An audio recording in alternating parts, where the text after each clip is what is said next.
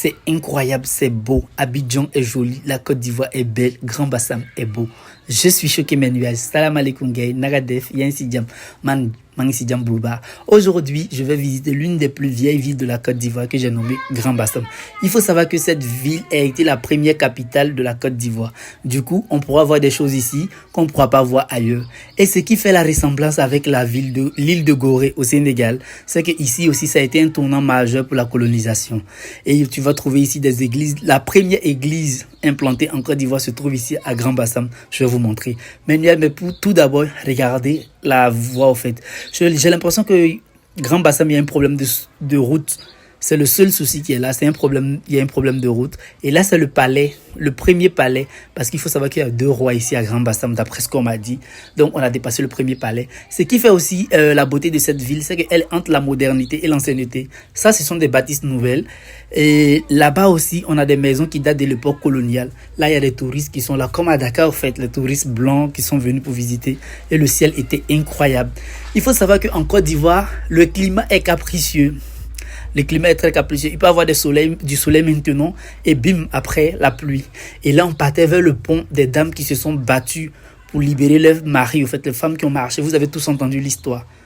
Du coup, on visite un peu ça. C'est un hôtel. C'est très joli, c'est très beau. Je ne connais pas trop le nom, mais c'est très joli. Et on arrive là-bas. Regardez le pont en question, mes nuages. Là, ce sont des femmes qui ont marché pour libérer leurs maris. Et là, c'est la lagune. Et juste à côté, il y a un mémorial pour l'attentat de Grand Bassam. Faut pas que je vais me blesser. Que leurs âmes reposent en paix. Du coup, on partait. Je suis fatigué, mes nuages, mais je dois vous faire le vlog. Et là, on partait. On voyait la sous-préfecture, ça, la préfecture, c'est ça. Et c'était aussi joli. Il faut savoir que Grand Bassam, c'est toujours modernité et ancienneté. C'est très joli. Et j'ai beaucoup aimé la visite, au fait. Il y a le musée des costumes. Voici les touristes qui sont là pour visiter aussi. Et si j'avais l'occasion, j'allais rester même pour mieux filmer, mais je ne pouvais pas, j'étais juste de passage. Il faut savoir qu'aussi, il y a des bâtisses qui datent de l'époque coloniale. Et là, c'est la première église. La première église implantée en Côte d'Ivoire, c'est ici. J'étais choqué, mes nuages. Il faut savoir que ça date de 1859, si je ne mens pas. Regardez sur la plaque. Là, l'église. Oh mon Dieu, le 28 octobre, quelques années là-bas. Regardez vous-même. Ça date vraiment. C'est la première église en Côte d'Ivoire. J'ai pas pu rentrer parce que je suis musulman, je respecte la religion des autres. Donc je vais pas rentrer pour aller filmer. Non, c'est pas bien ça. Et là, c'est une dame qui symbolise quelque chose que j'ai oublié. Et regardez vous-même. Regardez les maisons ici. Vous voyez, ça a l'air moderne. Mais vous allez voir des bâtisses qui datent de l'époque coloniale. Des maisons très très anciennes. Où Trèche-la-Plaine, Benger, ils ont habité des vraies maisons de l'époque coloniale. Et ce qui fait la ressemblance avec l'île de Gorée au Sénégal, c'est qu'ici aussi a été un tournant majeur dans la colonisation africaine, au fait. Les Africains, tout et tout, les déportations, tout ça a été très majeur ici. Ça, c'est le palais royal qui est là. C'est incroyable. J'ai failli descendre pour aller le dire. Coucou, monsieur le roi. Comment vous allez? Je suis votre disciple. Comme dans les films Ibo, là. Votre Majesté, vous allez bien? Mais je n'ai pas pu dire ça, je riais et puis on a passé. C'est incroyable, il faut savoir que ça, ce sont des crabes poilus, les nuages. J'ai horreur, je n'ai pas pu toucher, mais bon, il fallait que je fasse la vidéo. Mon guide voulait payer ça et c'était 2500. Ils ont négocié, vous connaissez les Ivoiriens, la négociation. Ils ont négocié jusqu'à 2000 francs, donc il a pris. Sa femme va aller cuisiner ça, du coup, je faisais un petit coucou. Ils sont rentrés dans mon vlog comme ça. Oh. Ça, c'est toujours à Bassam, hein. Regardez, les Ivoiriens avec la bière. La bière, c'est... En Côte d'Ivoire, si tu peux plus savoir, tu vois des gens même qui consomment la bière à 6h du matin. Et pour 6h du matin, c'est ici, j'ai vu même.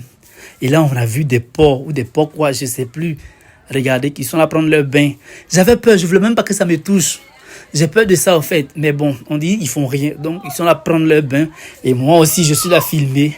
Vous voyez, on allait vers la plage. Ici, il y a des cocotiers, il y a des pirogues.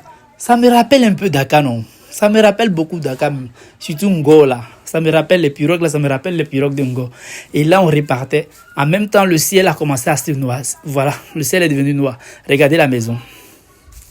Regardez cette maison-là. Ça date de l'époque coloniale. C'est historique, cette ville. Monument historique de la Côte d'Ivoire, c'est Grand Bassam.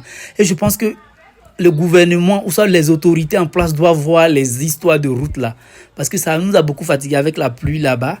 Et les autochtones aussi disaient ça. Regardez vous-même. Ces manguiers datent de 100 ans. Je vous dis, ces manguiers ont plus de 100 ans. Vous imaginez? Ça, on dirait c'est un bâtisse au nom de Trèche-la-Plaine. Lui qui a donné son nom à la ville de Trècheville.